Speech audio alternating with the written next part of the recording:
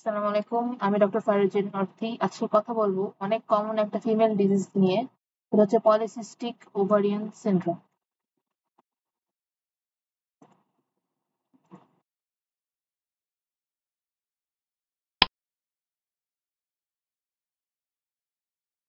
Polycystic ovarian syndrome incidence 5 to 20%, অর্থাৎ 5 থেকে 20% young এজের মেয়েদের এই ডিজিজটা হয়ে থাকে। সাথে সিস্ট, এখানে দেখা যাচ্ছে সিস্ট। সিস্ট বলতে বোঝাচ্ছে পলিসিস্ট। আল্ট্রাসোনোগ্রাফি করলে আমরা দেখবো ওভারিতে অনেকগুলো ছোট ছোট সিস্ট, যার কারণে কিছু সমস্যা হতে পারে, যেমন ওবেসিটি, অলিগোমেনোরিয়া, ইনসুলিন রেজিস্ট্যান্স।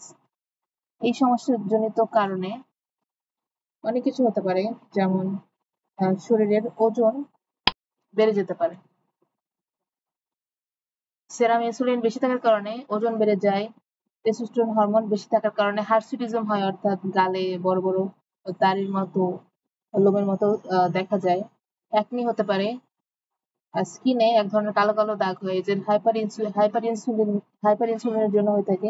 এটাকে বলে অ্যাকান্থোসিস নিগ্রিকেন্স, অর্থাৎ স্কিনে অর্থাৎ শরীরে যখন ইনসুলিনের মাত্রা বেড়ে যায় তখন এই কালো কালো দাগের মতো দেখা যায় চামড়াতে। It's called acanthosis nigricans. Management, আমরা কি চিকিৎসা করব? চিকিৎসা দুই ধরনের, দুইটা আলাদা আলাদা সমস্যার জন্য দুইটা আলাদা আলাদা ট্রিটমেন্ট। যেমন ইনফার্টিলিটি, পিসিওএস এর জন্য কিন্তু ইনফার্টিলিটি হয়। সো ইনফার্টিলিটি সাবফার্টিলিটি হতে পারে। সো সাবফার্টিলিটি ইনফার্টিলিটি অ্যাভয়েড করার জন্য আমরা কি করব? ওয়েট লস করব। যেহেতু ওয়েট বাড়তেছে, ওয়েট লস করতে হবে। ট্রিটমেন্টে আমরা ইউজ করতে পারি ক্লোমিফেন, মেটফরমিন, এই ড্রাগগুলো আমরা ইউজ করি ইউজুয়ালি। আর সাথে যে অ্যাসিডিটি সমস্যা, যেমন অ্যাক্টিভ ভালগারিস আর হার্সিডিজম, এগুলোর জন্য আমরা থার্ড জেনারেশন ওরাল কন্ট্রাসেপটিভ আমরা ইউজ করি। আর হচ্ছে এফলরনিথ্রিন, স্পাইরোনোল্যাকটোন, গ্লুটামাইড, ফেনিস্টেরাইড, এই ড্রাগগুলো ইউজ করা হয় আন্ডার ফিজিশিয়ানস গাইডেন্স। ফিজিশিয়ানস অর্থাৎ ডক্টরের পরামর্শ অথবা ডক্টরের আর সুপারভিশন আমরা এই ড্রাগগুলো ইউজ করবো, আদারওয়াইজ এই ড্রাগগুলো আমরা ইউজ করবো না।